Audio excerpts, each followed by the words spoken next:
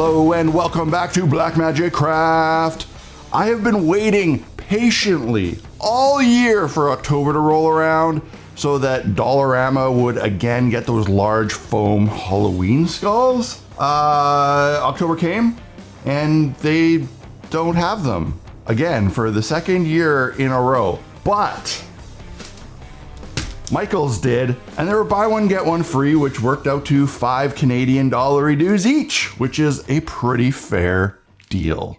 While waiting to get my hands on skulls like this again, I didn't actually know what I wanted to make with them. I just knew I wanted to make something. My initial thought was the idea of a giant skull, on top of which some crazy person had built a house. And that's sort of how I started out this project. I cut the bottom of the skull so it would sit flat and kind of face up a little bit more, and I cut the top parallel so that it would have a nice flat surface to build on. I spent a fair bit of time just figuring out what I wanted the footprint of the building to be. This was surprisingly tricky. If I made it too big, you wouldn't end up seeing the skull, and if it was too small, it would basically be useless. I found a size that I was okay with, thinking that I'd build some style of Tudor home, which would let me make the upper stories wider than the bottom ones. This time around, I made my substructure out of actual XPS foam rather than foam core. There isn't a particular reason for this.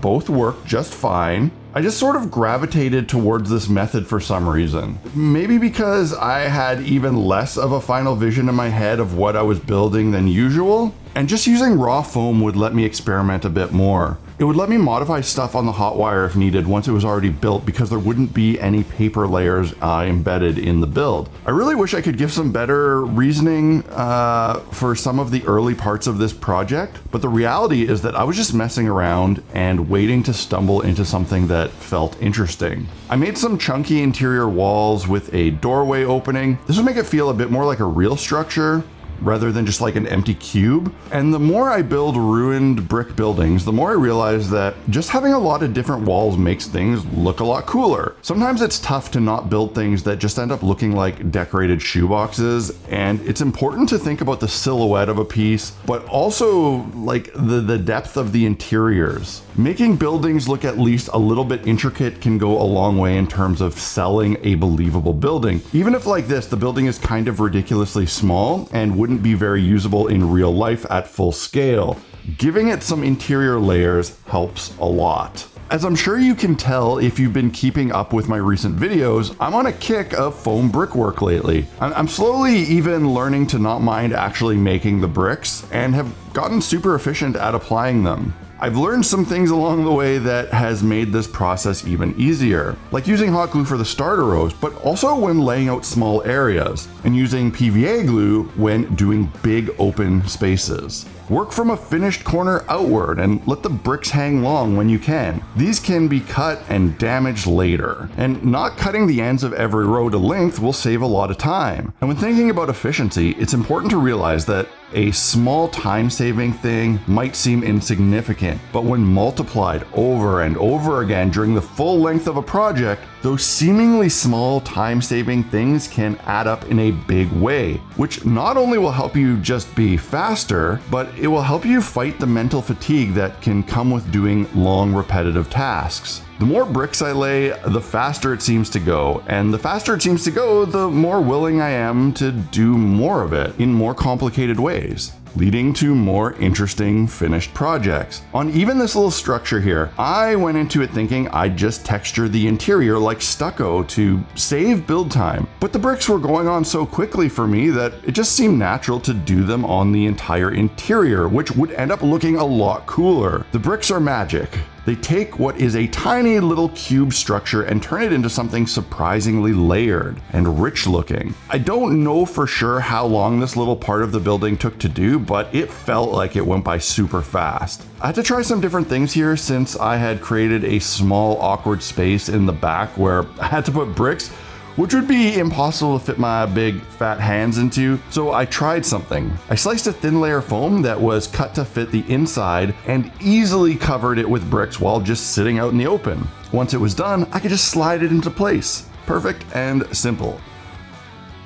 It was looking a little odd just sitting on top of the skull. It needed to blend in better. like it was believably constructed on top of a skull foundation. This would require bricks continuing downwards towards the ground, and these would have to sort of just float, at least at first. Once the building was glued in place, I could build downward, sort of just hanging each row of bricks with hot glue until they could connect back to the skull somewhere to secure it. This extra work, extending the bottom of the brick walls, was what turned it from looking like a skull wearing a hat into something more like a structure built on top of a skull. And when you're making bizarre forms like this, you need to consider that sometimes it's just small details that affect the silhouette of an object that are the difference between silly bad and silly good. Now, moving on to building this thing higher, I was smart enough to pause my bricklaying and pivot into a step I normally do at the end. The caulking mixture to fill in all of the cracks on the bricks and sort of prime the foam black. It would be basically impossible to do this after there was another floor built on top. Unlike just painting, you need to be able to really wipe away any excess from different directions when applying this coating. I'm often guilty of not stopping to do these sorts of things that will make my life easier later.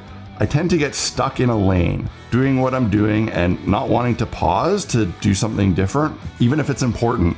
But this time I knew I really needed to do it or I would be screwed later on.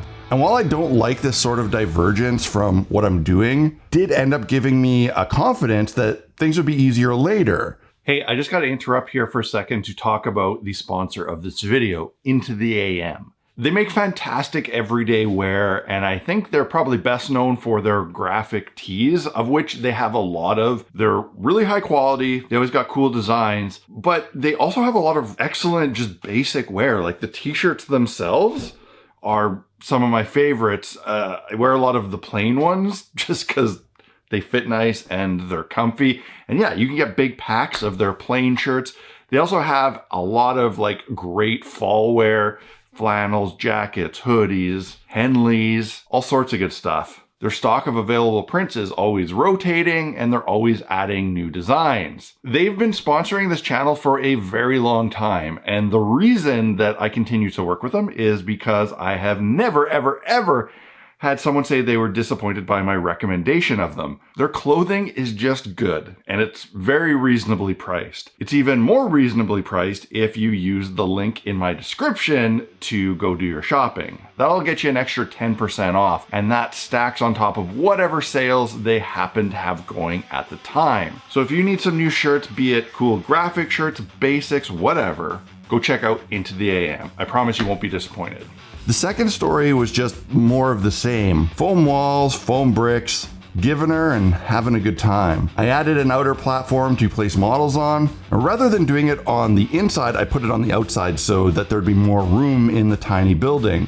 And at this point, I had realized just how little you need to plan when building like this. You can literally just add chunks of foam where you want them to make floors, walls, walkways, whatever, and then just cover the sides in bricks and it's gonna look great. This is so fun because you don't need to imagine the completed structure to start building. You can just Frankenstein the whole thing. It's also surprising how building this way makes the whole thing really solid. You'd think that just tacking pieces on would be too flimsy, but all the layers and glue make these added chunks super secure and nice and hefty. I was actually able to add walkways to the completed exterior like this that were totally strong enough for gameplay. I did find that it was a lot easier to build pieces like this separately and then attach them. And wanting to have a pillar supporting this platform, I came up with a neat way to make them really easily out of individual bricks.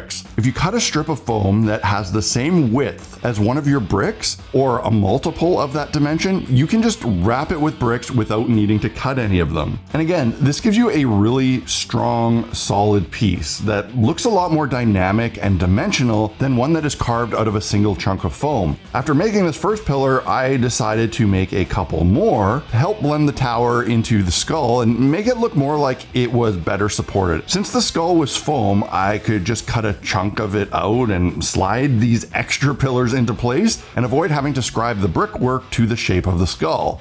And having more pillars meant more opportunity to add platforms for minis. Some of these might not make a lot of architectural sense, but that's not important. The main goal is to make a dynamic play area that gives plenty of different places to put models and create interesting combat scenarios. So don't be afraid of random platforms.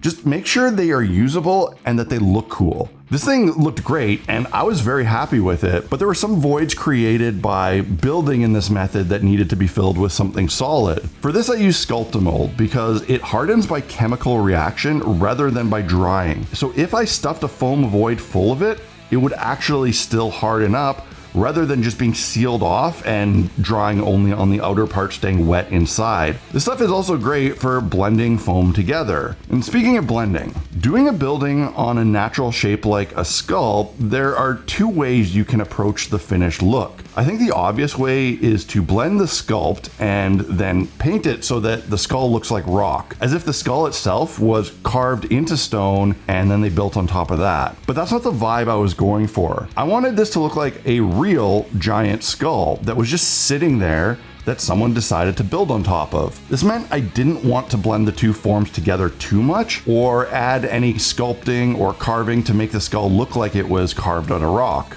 I also used the Sculptamold to create a hard layer on the bottom of the skull where I had cut it. It's made out of expanded polystyrene, meaning it's very soft. So I wanted to make sure the bottom was nice and hard and durable. Another great thing about modeling compound like Sculptamold is that you can let them cure for a little bit until they're dry to the touch and no longer soft and sticky, but not fully cured. Then you can take a damp finger or tool and you can easily smooth it out and get rid of any fibrous material that is sticking out and looking bad. I then started to do the caulking coat when I realized that I had forgot a very important step that needed to be done first: breaking all the edges of the foam bricks. I can't stress how important this is for making stuff like this look right. It only takes a few minutes to scrape a knife blade across the corners of the bricks to make them look jagged and broken and generally messed up. This is huge when trying to make ruined sections of buildings. Seriously, don't miss doing it. Even if you realize late that you forgot, stop what you're doing and make sure you get it done.